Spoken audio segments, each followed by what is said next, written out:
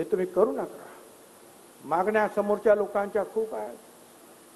ती गरीब लेकरं आहेत, त्यांची लेकरं बाळं गरीब आहे म्हणून त्यांना आरक्षण पाहिजे.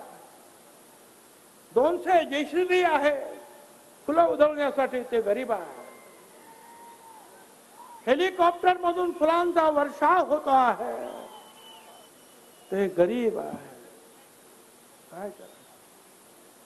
आणि हे करत असताना ह्या गरीब खरोखरच जे मराठा समाजाचे जे कार्यकर्ते, स्वर्गीय सूरज जगदाळे, स्वर्गीय बापूसाहेब काळे सभेला आले, ऍक्सिडेंट मध्ये गेले.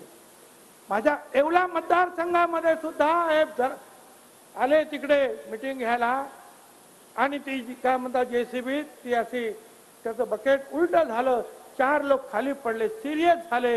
एक त्यातला जो आहे स्वर्गवासी झाला, गेला. सगळे जे आहे ते कशासाठी?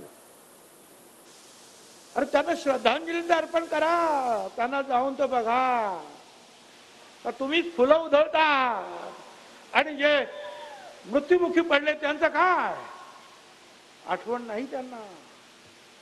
तुम्हाला आरक्षण पाहिजे ना, आमचा पाठिंबा, पण ते आरक्षण जे आहे स्वतंत्र घ्या. 10% घ्या, 12% घ्या, 15% घ्या, ते स्वतंत्र आरक्षण घ्या.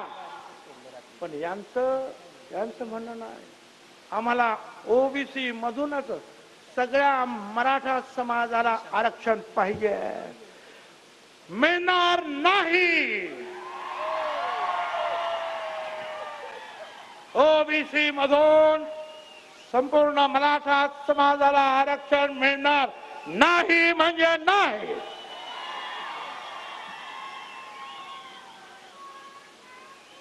लोक घाबरले असतील. पुन्हा सांगतो, माझ्या विरुद्ध प्रचार करणारे जे लोक, त्यांना मला सांगायचं आहे, पृथ्वीराज चव्हाण, मी मंत्रिमंडळात होतो, OBC मराठा समाजाला आरक्षण देण्याचा कायदा झाला, मी हात वरती केला. फडणवीसांनी दुसरा कायदा केला, मी सपोर्ट केला. आता सुद्धा बसले OBC आयोग ते करण्यासाठी. आता तो OBC आयोग आहे का मराठा आयोग आहे याच्याबद्दल माझ्या मनामध्ये शंका आहे.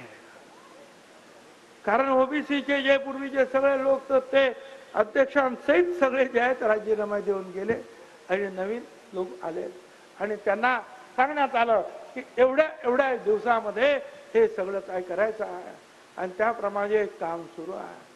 ठीक आहे, तर मला सांगायचंय परत, मराठा आरक्षणाला विरोध नाही, त्यांना द्या, ते वेगळं द्या.